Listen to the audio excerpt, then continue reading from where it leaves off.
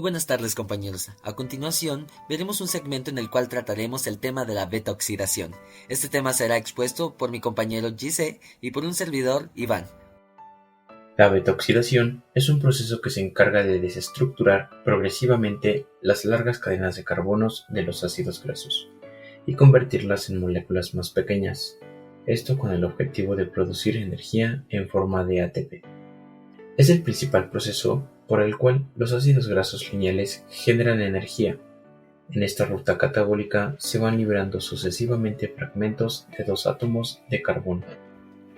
Para continuar, hay que conocer un poco más sobre la historia de la beta-oxidación. La oxidación de los ácidos grasos fue descrita en 1904 por Franz Keinov, quien utilizó por primera vez marcadores químicos como trazos en las vías metabólicas. Keinov dedujo que la oxidación de los ácidos grasos ocurre en la posición beta referente al grupo carboxilo. De no ser así, el ácido fenilacético sería oxidado hasta ácido benzoico. Propuso, por lo tanto, que esta ruptura ocurre gracias a un mecanismo denominado beta-oxidación, en la cual el carbono beta es oxidado. Ya que hemos hablado sobre qué es la beta-oxidación y un poco de sus inicios, ahora hablemos de la importancia de la carnitina. La función biológica más importante y conocida de la carnitina es el transporte de ácidos grasos del citoplasma a la matriz de las mitocondrias, donde estos son oxidados para la producción de energía a través de la beta-oxidación. Para ser metabolizados en primer lugar, los ácidos deben unirse a la coenzima A para dar acetilcoenzima A, que es la forma activada de los ácidos grasos. El interior de la membrana de las mitocondrias es impermeable a los acetilcoenzima A, porque deben unirse a la carnitina para que el acetilcarnitina resultante sea transportado a la matriz mitocondrial. Esta translocación se produce a través de una serie de reacciones catalizadas por tres enzimas dependientes de carnitina, que juntos representan el sistema de transporte de carnitina. Conozcamos un poco más. Este proceso se ubica dentro de la mitocondria, en la matriz mitocondrial.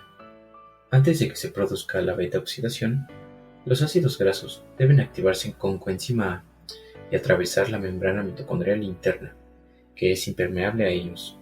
En este paso debe usarse como transportador la carnitina.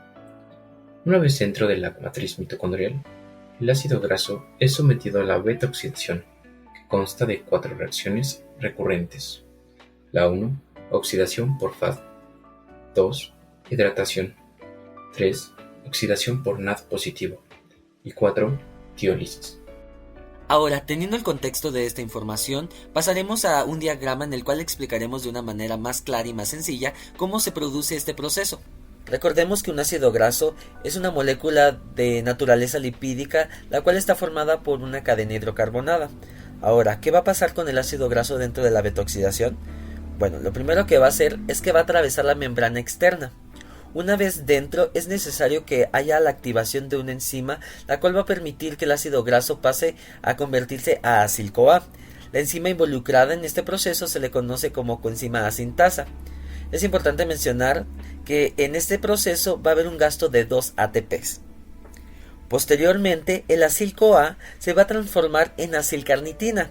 Efectivamente, como el nombre lo dice, la carnitina está involucrada en este proceso. Lo que va a pasar es que se va a liberar el CoA para poder formar esta estructura, y la enzima que participa en este proceso es la carnitina acetiltransferasa 1, o también conocida como CAT1. Recordemos que la función primordial en este proceso de la carnitina es permitir que el acil-CoA o la estructura del ácido graso que se está formando pase del exterior de la membrana a la membrana interna de la mitocondria. ¿Cómo lo va a hacer? Bueno, por medio de la enzima llamada acilcarnitina translocasa. Una vez que esta enzima se ve involucrada, permite que la acilcarnitina pase hacia la membrana interna de la mitocondria y llegue al lugar foco donde se desarrolla el proceso de la beta-oxidación, que es la matriz mitocondrial. ¿Qué sigue después de esto?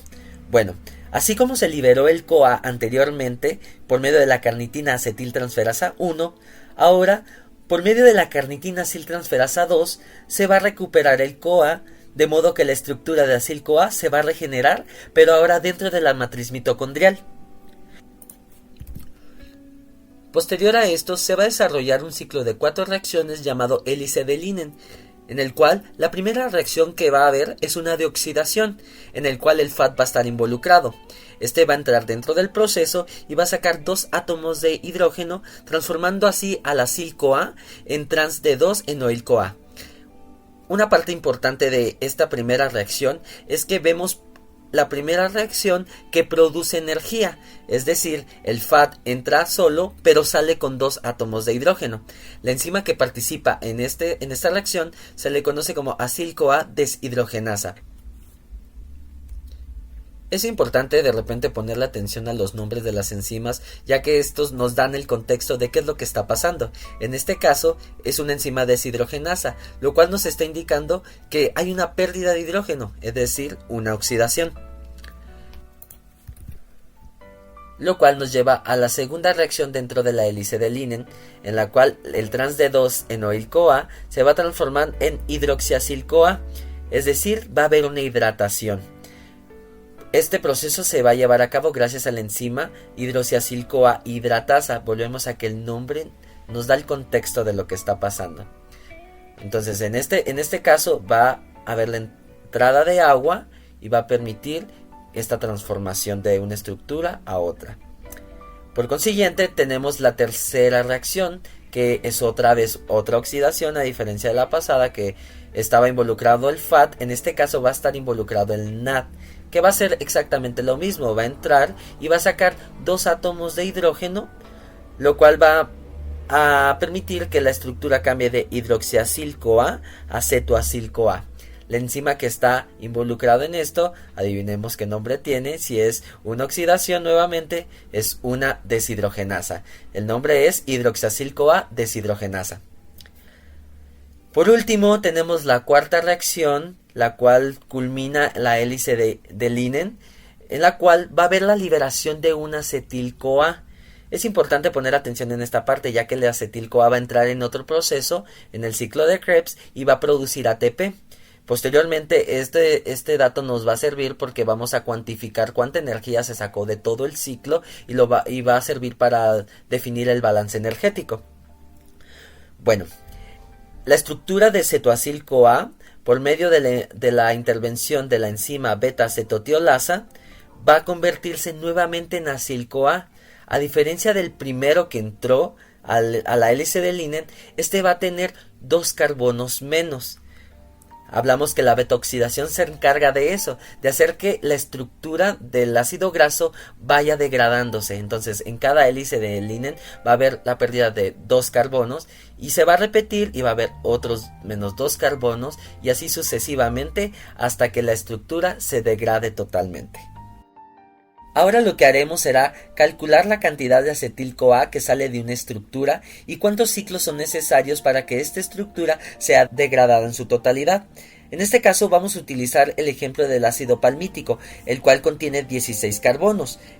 Aquí lo contamos: 1, 2, 3, 4, 5, 6, 7, 8, 9, 10, 11, 12, 13, 14, 15, 16.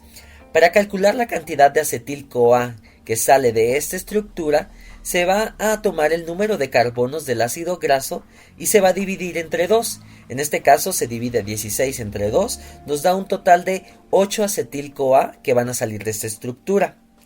Ahora, la cantidad de vueltas o cantidad de ciclos que son necesarios para degradar esta estructura va a ser la cantidad de acetil-CoA menos 1. ¿Por qué menos 1? Como podemos ver aquí en este ejemplo, en el primer ciclo sale un acetil-CoA, en el segundo sale 1. Sin embargo, cuando llegamos al séptimo salen 2. ¿Por qué pasa esto? Esto es debido a que ya solamente es necesario degradar 2 carbonos, porque la otra cadena que sobre ya va a quedar como un acetil-CoA. Entonces concluimos en que sacamos 8 acetil-CoA de la estructura del ácido palmítico y sacamos 7 ciclos necesarios para poder degradar absolutamente toda la estructura. Pasamos a la siguiente. Como les comenté hace un momento, estos datos nos van a servir para calcular el balance energético. ¿Qué es el balance energético? Es calcular cuánta energía se obtuvo de este proceso. Hay algunas consideraciones que debemos de tomar en cuenta, como por ejemplo que por cada vuelta se produce un FADH. Un FADH equivale a 2 moléculas de ATP. Asimismo, por cada vuelta se produce un NADH, el cual equivale a 3 moléculas de ATP. Esto lo vamos a poner aquí abajito. ATP por ciclo son 5, ¿ok? Son 5 moléculas de ATP que salieron de cada ciclo, hablando de el FADH y el NADH, ¿vale? Entonces, otra consideración es la cantidad de acetil-CoA por la cadena de ácido graso. Aquí lo tenemos abajito, también acetil-CoA es igual a 8. Es lo que calculamos en la diapositiva pasada. ¿Cuántos acetil-CoA salen de la cadena de ácido palmítico? 8. Otra consideración es el gasto energético de 2 ATP para la activación. ¿Activación de qué? Recordemos que para que el ácido graso pueda transformarse en acil-CoA, es uno de los primeros pasos en la beta-oxidación, es necesaria la activación de la enzima coenzima A-sintasa. Y si recuerdan, hubo un gasto de 2 ATPs. Entonces, también hay que considerarlo. Por último, consideramos que por cada acetil-CoA ingresado al ciclo de Krebs, en la cuarta reacción de tiólisis, recordemos que sale un acetil-CoA en cada ciclo, pues por cada uno que entra al ciclo de Krebs se va a producir 3 NADH, es decir, por cada uno son 3 ATPs, lo dijimos, un FADH son 2 ATPs y un GTP que es un ATP.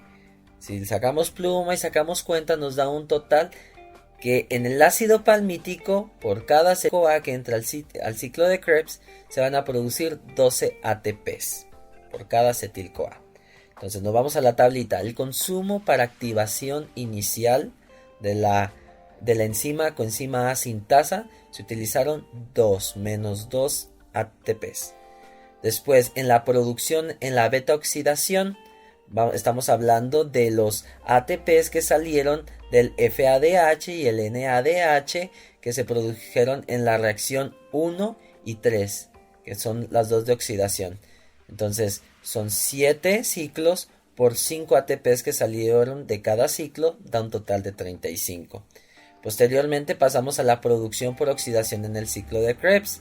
Si dijimos que por cada ciclo de Krebs, cada acetil-CoA que entra al ciclo de Krebs se producen 12 ATPs, vamos a multiplicar los 12 ATPs que salen de cada acetil-CoA por los 8 acetil-CoA que salen del ácido palmítico. Nos da un total de 96. Sacamos pluma, hacemos la operación, nos va a dar un total de 129 ATPs que salieron de la beta-oxidación del ácido palmítico. ¿Cómo expresamos esto?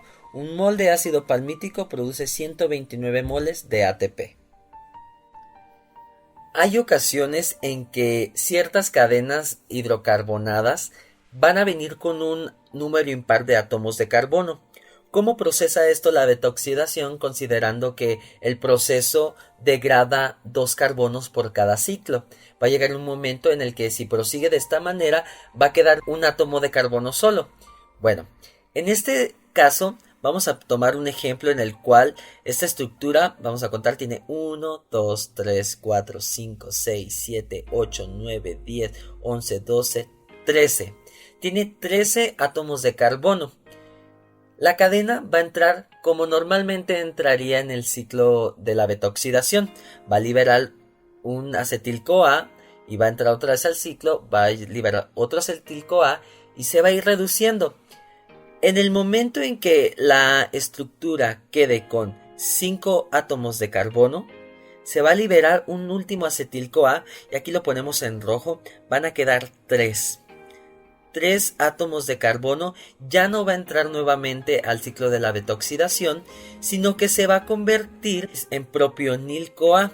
Este es un gluconeogénico. Esta estructura ya no la va a utilizar la beta-oxidación, sino de que va a pasar a otro ciclo, va a ser procesada de otra manera. Aquí está el ciclo en el que pasaría de convertirse de propionil-CoA hasta convertirse en succinil-CoA. Si nos suena familiar el succinil-CoA, este está involucrado dentro del ciclo de Krebs. Es decir, la energía no se va a perder, simplemente va a ser trasladada a otro lugar en el cual va a ser procesada de tal manera que también de esta molécula o de esta estructura pueda sacarse aún más energía. Hasta este momento ya vimos cómo la beta-oxidación funciona en los ácidos grasos saturados, pero también por otro lado tenemos la beta-oxidación en grasos insaturados, los cuales se dividen en monoinsaturados y poliinsaturados. Comenzando por los monoinsaturados, la beta-oxidación actúa de la siguiente manera. Tenemos en este ejemplo una estructura 14-cis-7. Si recordamos la nomenclatura, es una estructura de 14 carbonos con una insaturación cis en el carbono 7. Lo que va a pasar con esta estructura es que va a entrar como comúnmente entraría al ciclo de la beta-oxidación y va a liberar 2-acetil-CoA, dándonos como resultado una estructura de 10-cis-3, 10 carbonos con una insaturación cis en el carbono 3. Posteriormente, va a intervenir una enzima isomerasa llamada delta 3 delta 2 enoil-CoA isomerasa, la cual se va a encargar de mover la insaturación cis del carbono 3 al carbono 2. Y no solamente va a cambiar esto, sino que va a convertir la insaturación cis en trans, dándonos como resultado una estructura 10 trans 2, 10 carbonos con una insaturación trans en el carbono 2. Esta estructura resultante también lleva el nombre de transenoil-CoA. Si te suena familiar, es porque esta estructura es la misma que está implicada en la primera reacción de la hélice de Linen en la beta-oxidación de ácidos grasos saturados, es decir que esta estructura ya está lista para entrar en el proceso. Por otro lado, tenemos la beta-oxidación en ácidos grasos poliinsaturados. Como ejemplo, utilizaremos la estructura del linoleil-CoA, la cual tiene una estructura con 18 carbonos y 2 insaturaciones cis en el carbono 9 y 12. Lo que pasará con esta estructura es que pasará por 3 ciclos de la beta-oxidación normal y liberará 3-acetil-CoA, lo cual dejará una estructura de dienoil-CoA con 2 insaturaciones cis en el carbono 3 y en el carbono 6. Si ponemos atención, nos podemos dar cuenta que en este caso es necesaria la intervención de la misma enzima que actuó en el ejemplo pasado. ¿Cuál es esta enzima? Delta 3 delta 2 enoil-CoA isomerasa, o simplemente para abreviarla enoil-CoA isomerasa. Esta enzima, como ya miramos, nos ayudará a mover la insaturación cis que se encuentra en el carbono 3 al carbono 2 y cambiará la insaturación de cis a trans. Pregunta: ¿por qué no se puede aplicar la enzima enoil-CoA isomerasa en el carbono 6 donde se encuentra la otra insaturación cis? Bueno, esta enzima solamente actúa cuando la insaturación se encuentra en el carbono 3 para moverse al carbono 2, ¿vale? Entonces, como resultado vamos a tener una estructura dienoil-CoA con una insaturación cis en el carbono 6, esa no se movió, pero la que sí se movió va a ser trans en el carbono 2, ¿vale? Lo que sigue es que este cambio que hubo en la estructura permite que la estructura completa pueda volver a entrar a otro ciclo de la beta-oxidación, liberar un acetil-CoA y entonces tendremos una estructura diferente. Ya nos deshicimos de la insaturación trans, solamente nos queda la cis. ¿Qué nombre llevaría esta estructura? Enoil-CoA con insaturación cis en el carbono 4. Lo que prosigue es que va a actuar una oxidación, no es una oxidación como las que vimos ahorita, es de otra serie, la cual va a permitir que la estructura cambie totalmente y se transforme en dienoil-CoA con su insaturación cis en el carbono 4, pero se va a agregar una insaturación trans en el carbono 2. Lo que va a pasar a continuación va a ser un efecto de reducción en el cual el NADPH va a entrar con hidrógeno y va a salir sin el hidrógeno, se va a quedar dentro de la estructura, ¿vale? Esto va a ser permitido gracias a la influencia de la enzima reductasa dienoil-CoA reductasa, transformando así la estructura en enoil-CoA con una insaturación trans en el carbono 3. Después de esto, gracias a la interferencia de otra vez la misma enzima que venimos manejando desde hace rato, enoil-CoA isomerasa, va a permitir que la insaturación que tenemos en el carbono 3 se mueva al carbono 2 y nos da como resultado la estructura Transenoil-CoA, que si nos fijamos es la misma estructura que tenemos en la primera reacción de la hélice de Linen en la beta-oxidación de los ácidos grasos saturados. Es decir, esta estructura ya está libre, está preparada para entrar dentro de la beta-oxidación. En este caso todavía pasa por 4 ciclos de beta-oxidación y va a producir así 5-acetil-CoA. Los cuerpos cetónicos son una fuente de energía alternativa que puede ser utilizada por las mitocondrias, en un contexto el cual las fuentes primarias de energía, carbohidratos y grasas y hasta cierto punto proteínas no están disponibles. Estos se metabolizan y producen ATP.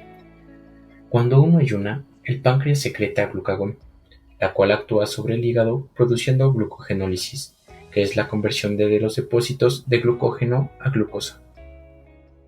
El hígado transforma el acetil-CoA en cuerpos cetónicos, los cuales pueden ser utilizados como fuente de energía por las células corporales que tengan mitocondrias, que son casi todas, las cuales utilizan el ciclo de Krebs para producir ATP. Por ejemplo, los glóbulos rojos no tienen mitocondrias y no pueden utilizar cuerpos cetónicos como fuente de energía. Los cuerpos cetónicos se dividen en diversos tipos. La acetona no es útil en el organismo y se elimina a través de los pulmones. Los cuerpos cetónicos son ácidos y producen una disminución de pH de la sangre y en exceso puede producir acidosis metabólica. En una persona sana con un hígado y páncreas funcionando adecuadamente, no debería de haber problemas si se salta el desayuno, después de haber ayunado toda la noche. Cuando el ayuno es prolongado aproximadamente todo el día, aunque podría ser menos tiempo si no aumentan los requerimientos de ejercicio intenso de una enfermedad o estaba en un estado de desnutrición de base, el hígado comienza un proceso distinto, que es gluconeogénesis, que es la producción de glucosa a partir de otras sustancias como aminoácidos. Si el ayuno se prolonga aún más tiempo de 2 a 3 días, el cuerpo comienza a utilizar ácidos grasos, los cuales son beta-oxidados en las mitocondrias celulares y producen acetil-coenzima A.